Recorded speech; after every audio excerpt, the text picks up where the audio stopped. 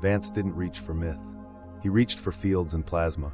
Start with the sun as it is, not as a picture. A magnetized star blowing a wind into space, carving out a bubble, the heliosphere, that pushes against the interstellar medium. That wind carries the sun's magnetic polarity outward in a spiral, forming a vast, rippling sheet where the field flips sign. Closer in, the sheet warps with the 11-year solar cycle. Farther out, the heliosphere itself moves through the galaxy's own magnetic domains.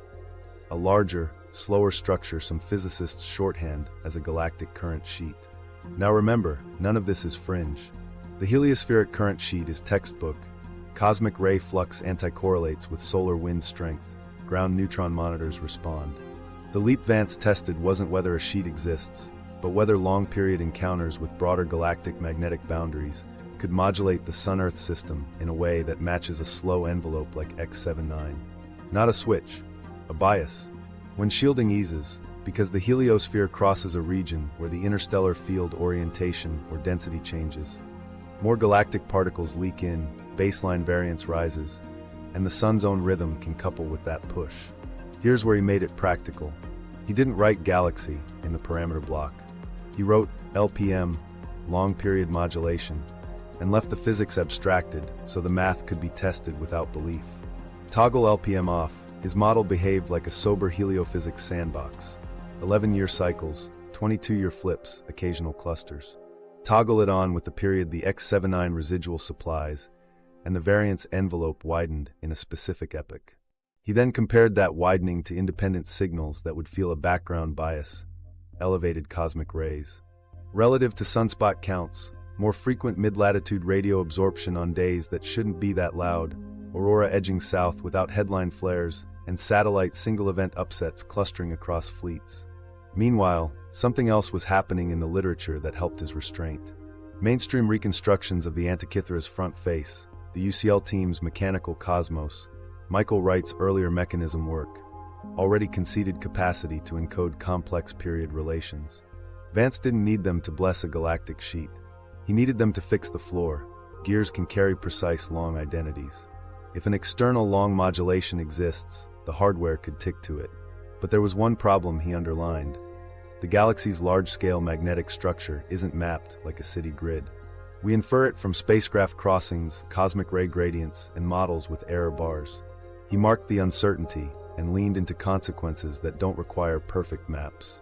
If a millennia-scale external oscillator exists, you should see coherence drift. The background variance of space weather should bias upward for spans beyond the solar cycle's explanation. Not fireworks, more days where multiple indicators tilt the same way. He set 4 signatures for a calibration phase before any window. Auroral nights unusually far south for the given KP. Ground neutron counts peaking higher than similar solar phases last cycle. Persistent HF absorption on mid-latitude paths during moderate geomagnetic days. Satellite anomaly clusters without single culprit CMEs. Catch 3 of 4 in a tight span and assume ramp conditions. The signatures are measurable. They're being measured now. Get this, he stress-tested LPM against strawmen. Feed the model a random long period drawn from a broad millennia range, run thousands of trials, and log how often you get the same overlap strength in the same decades. Rare. Swap in precession scale periods that look impressive on paper, but don't couple to solar timescales, and the envelope smears until it's useless. Only the period sourced from the off-one produces the contested rise with any resilience. He kept the language human. Cosmic rays seed clouds. They also flip bits. Elevated dose budgets degrade arrays. They also widen GPS error bars that ripple into grids, finance, and comms. A noisier baseline doesn't guarantee catastrophe. It raises the odds that small failures arrive together. That's the story his model tells when LPM is on. Compounding risk, not a date. Meanwhile, critics argued purpose. Why would an ancient device encode a galactic rhythm no one could name? Vance answered with design philosophy, not romance. The mechanism already nests cycles, months inside years inside eclipse seasons. Add one more envelope if somebody hands you a period observed, inherited, or just believed. The bronze doesn't care what you call the driver. It counts. This was the moment everything shifted from speculation to stewardship. If a long external modulation is even plausible, the right response is an argument. It's posture. Grids harden for clustered storms. Satellites stagger lifetimes and add margin. Aviation keeps DOS dashboards live and fuel for reroutes. Municipal systems rehearse manual modes. If LPM is wrong, those choices still pay for ordinary bad days. If it's right, those choices buy time during the swell. He wrote one sentence in the README that stuck. Treat LPM as a biased term that justifies earlier drills. No capitals, no fate, just an engineer turning a cosmic noun into a procurement verb. The leak, Vance's computational model. 3 days after the locks, a file appeared where nobody sane leaves anything important. A dead drop folder with a boring name and a timestamp that matched the night his badge stopped working. No sender, just a hash that matched the one he'd scrawled on his notebook flap, the fingerprint of a specific compile. Inside were 3 things: a compact binary, a readme in his dry voice, and a log with 2 lines the reviewers hadn't managed to scrub. He didn't pad the readme. Set tick equals 1 day. x79 _ enable equals 1. Run windowing. Compare envelopes. That was it. No cosmic prose, no promises. The model was a lean sandbox, solar baseline cycles, a stochastic flare term, a shielding coefficient for the heliosphere, and one abstracted input labeled LPM, the long period modulation. You could feed LPM any period you wanted. If you toggled x79 on, LPM snapped to the residual beat the off-by-1 generates. Turn it off, and the sandbox forgot the ancient machine existed. Stakes first, because this is where the story could have collapsed. If the model had been hand-wavy, you'd smell it in the code. It wasn't. The parameter block listed plane numbers, 11-year cadence, 22-year reversals, variance bounds that matched what neutron monitors and sunspot records actually do. Then one comment in the style he used when he was trying to keep himself honest. LPM as biased term, test overlap, publish null if null. We ran it cold. Toggle off.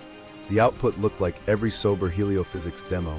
Peaks, troughs, occasional clusters that resembled grand minima when noise stacked. Toggle on with x79. The variance envelope swelled around a band he'd tucked under methods. Not a spike, a fattening. He'd written a metric that refuses drama, just overlap scores against open proxies. With x79 off, the score drifted. With it on, the score nudged up and held through lag adjustments. Not a confession from the sky. A bias that wouldn't back down. The log carried 2 fragments we'd already heard about, now stamped by a machine. Parameter match, plausible but incendiary. And recommend delaying external circulation pending policy guidance. You don't write policy guidance when you're arguing a sign error. You write it when a chart becomes a budget problem. Meanwhile, he'd built a test harness to show the model wasn't cheating for his favorite period. A second toggle, alt_long, let you feed any millennia scale oscillator into LPM. Slide it shorter, the window slid away from his band. Stretch it longer, the envelope smeared until it was useless. Run 1,000 random periods. The overlap score for the same decade evaporated. Only the residual sourced from the off-by-1 produced the contested rise with resilience. He flagged the p-value as exploratory and underlined a sentence that sounded like a message to his future self. Increase skepticism with agreement. Here's where it gets practical. The README tied outputs to live feeds anyone can pull without logging into a single restricted server. Ground neutron counts for galactic cosmic rays, auroral indices, ionosonde reported HF absorption, satellite anomaly summaries. He didn't ask you to see fade in spikes. He asked you to watch for coherence drift. More days when multiple indicators lean the same way than the sunspot count alone would predict. He set a threshold. 3 out of 4 rising inside 24 months means ramp conditions. Act as if. Get this, he even wrote a failure protocol with teeth. If overlap, threshold across 5 independent windows, remove x79 term from future work. Do not rationalize. He attached a note for a demo he never gave. Live replications only. Use public datasets. Let critics drive lag settings. The point wasn't to win. It was to tie the long beat to consequences you can audit, then the part that made the engineer trust him to the last line. The model's outputs fed a checklist that didn't mention galaxies or mechanisms. Stock 2 extra high-voltage transformers per region. Rehearse black start with degraded comms. Stagger satellite component lifetimes. Keep polar reroute fuel margins live. Issue dose dashboards. Test water plant manual valves. Inventory chemicals locally.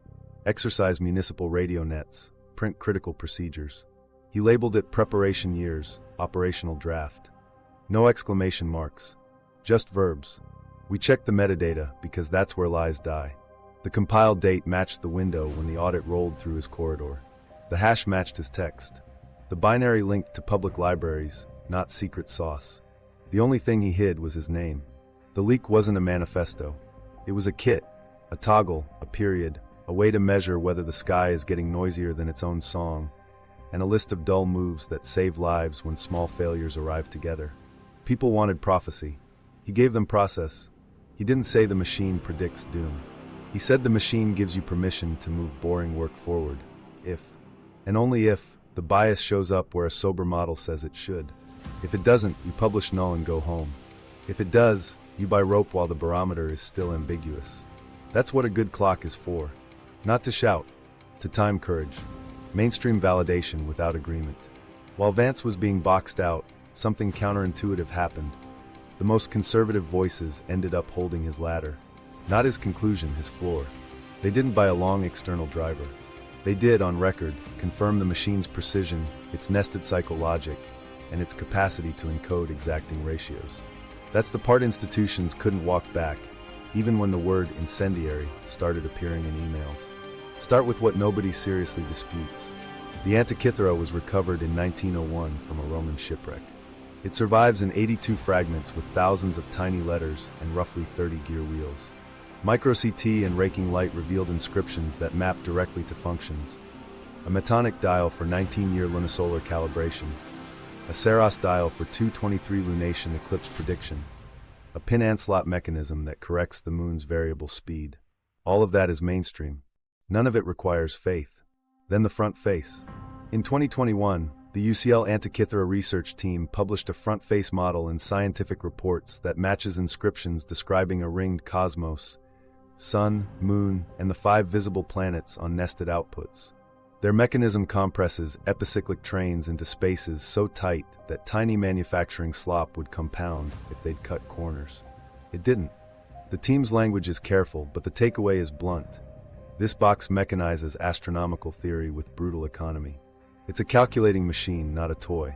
Independent reconstructions back that spine. Michael Wright's earlier work proved planetary gearing is mechanically feasible. Later solutions improved inscriptional alignment. Across disagreements, a pattern holds. Nested cycles, shared prime factors and period relations, coaxial outputs to reduce parallax, and tolerances that tolerate very little. This is the culture Vance appealed to, capability conceded by people who would never endorse his narrative. We pressed a skeptic who spent decades in the field. He wouldn't touch Galactic.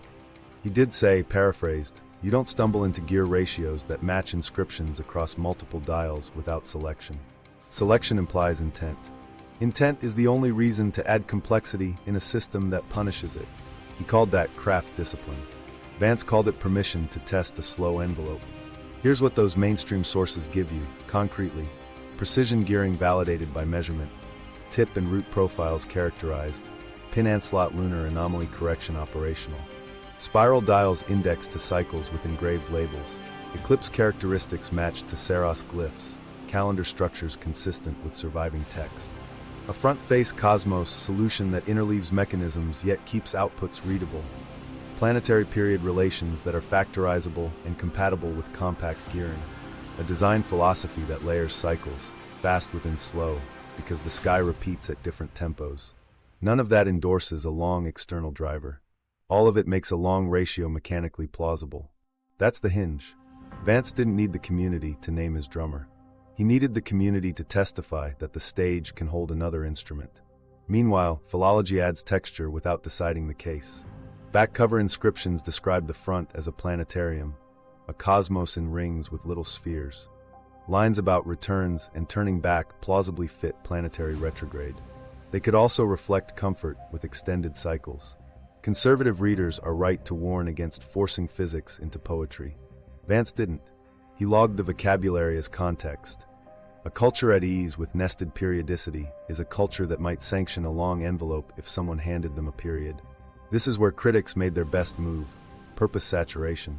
The known functions already fill the box: eclipses, calendars, planetary phases, parapegma star indices. Why add more? The answer from mainstream reconstructions is quietly devastating to that objection. Sharing gears and prime factors was a design principle. Layering wasn't an afterthought, it was the architecture. If a long return existed in someone's tradition, observed, borrowed, or inherited, the hardware could piggyback it without breaking anything else. We checked how this plays in public statements. You won't find a reputable paper saying, hidden catastrophe dial. You will find language like creation of genius, mechanization of astronomical theory, stringent constraints matched by compact mechanisms. You'll also find researchers noting that precision gearing of this sophistication is otherwise unknown in surviving artifacts from antiquity. That uniqueness cuts both ways. It cautions against overreach. It also demolishes lazy ceilings about what the designers could encode. So validation without agreement means exactly this. Respected experts close every easy escape hatch. The device is real, precise, and built to carry complex ratios. The front face can host sophisticated epicyclic trains aligned to inscriptions.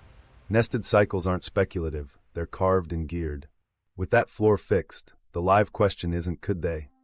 It's did they choose to spend complexity on a slow function whose payoff is rare? Vance answered with method, not myth. Demonstrate the anomalous coupling in published counts. Show its residual beat. Test overlap with independent proxies. Bind any risk posture to public data and boring drills. The establishment didn't agree on his driver. They did leave him the stage. And when a stage is this well built, adding one more instrument isn't a leap. It's an invitation to listen harder.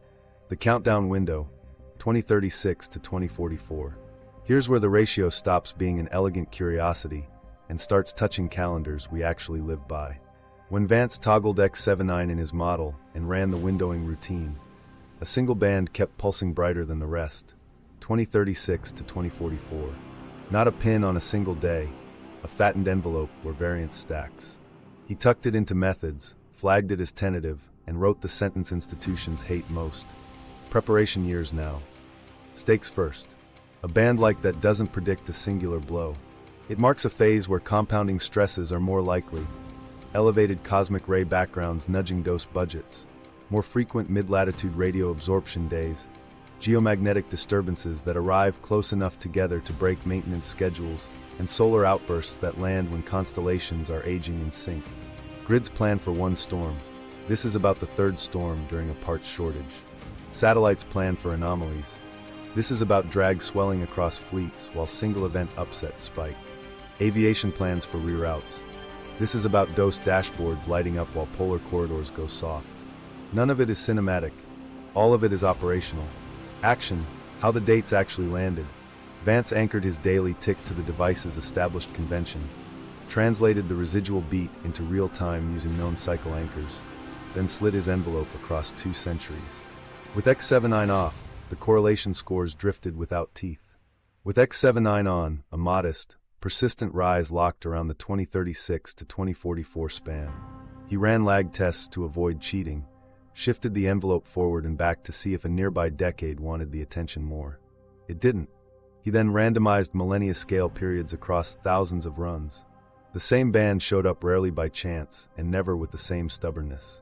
He annotated the p-value exploratory and underlined window, not event. Meanwhile, he reached for a second reconstruction as a sanity check.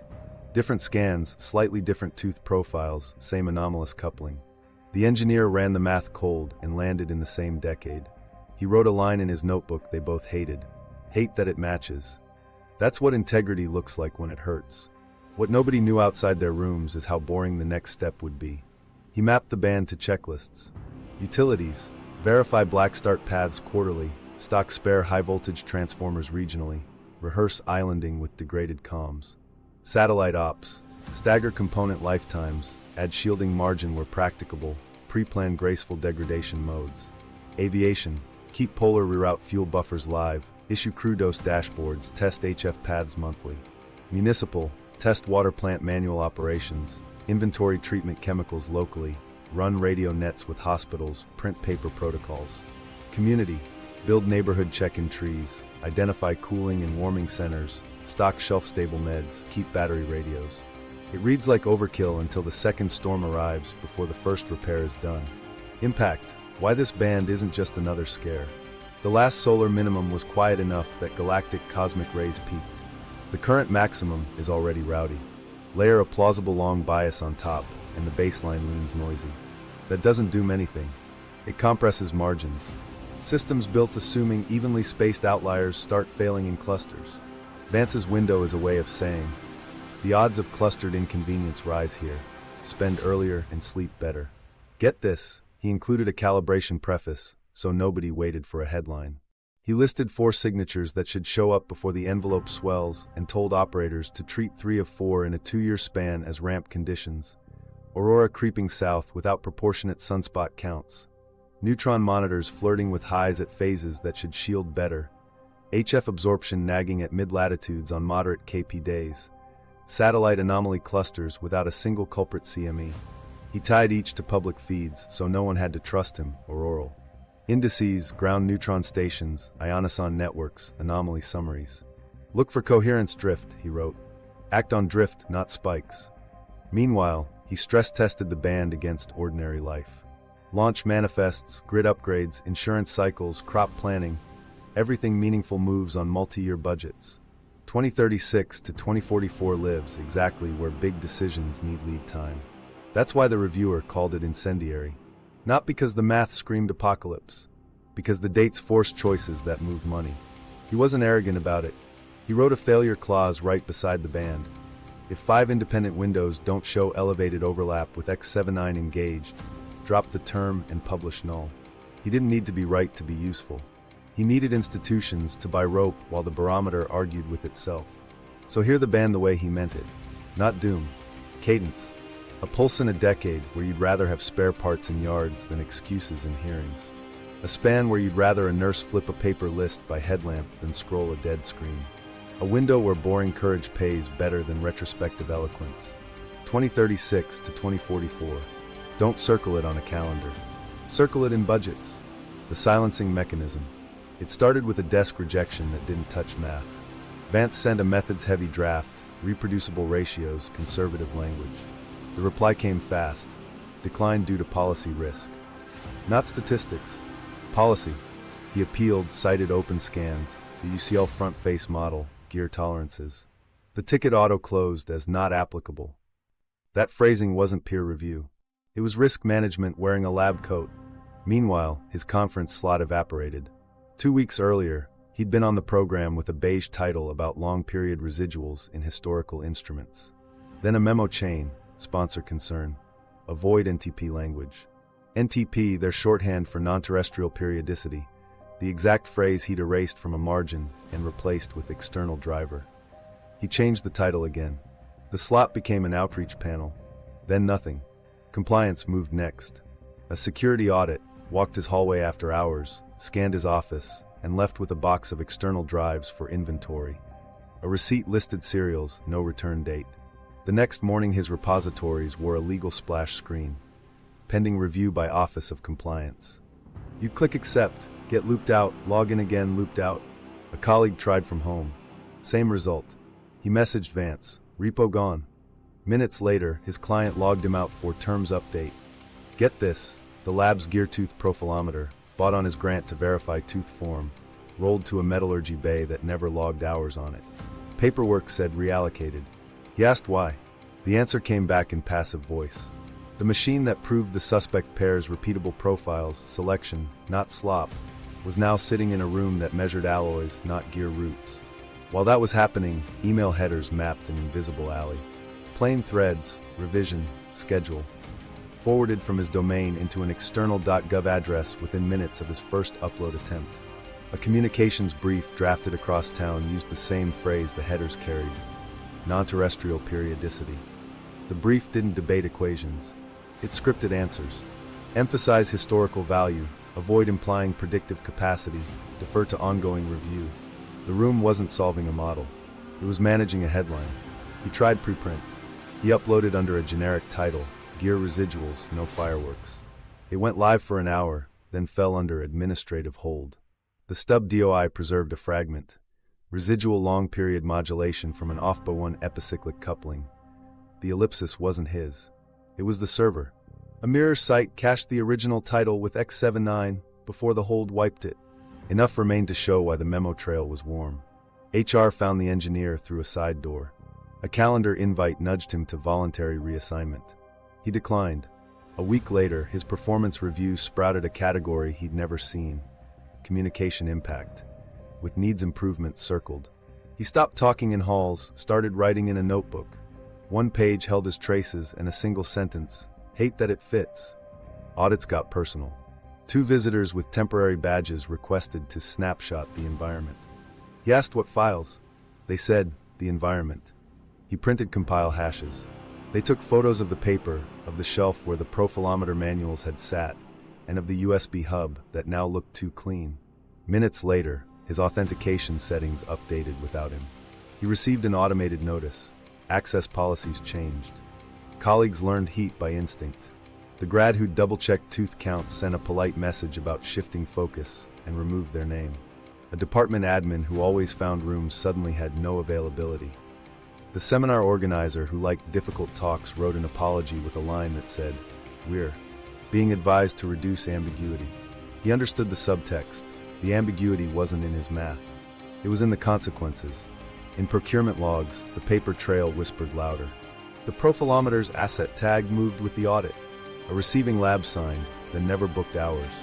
Minutes from a sponsor-facing call captured a bullet. Coordinate with external partners before public association. External partners meant the .gov headers. The timing lined up with the compile log that stamped plausible but incendiary. Get this, none of these steps declared him wrong. They declared him inconvenient. The journal invoked policy risk. The conference invoked sponsor concern. The audit invoked security. The preprint server invoked sensitivity. The repositories invoked compliance. Each came with a different badge, all pressing the same lid. Move the tools, move the data, move the words, move the venue. If you can't erase the work, make it impossible to reproduce in public. He adjusted. He unplugged his desktop, booted an offline laptop, and zipped 3 files: the binary, the readme, the gearmath text, under a name dull enough to bore a filter. He wrote the hash in 3 places and sent it to a safe contact with a sentence that turned a hypothesis into a protocol. If I go quiet, follow the ratio. He mailed himself the hash at an address he only checked on bad nights. The subject was a label, not a plea.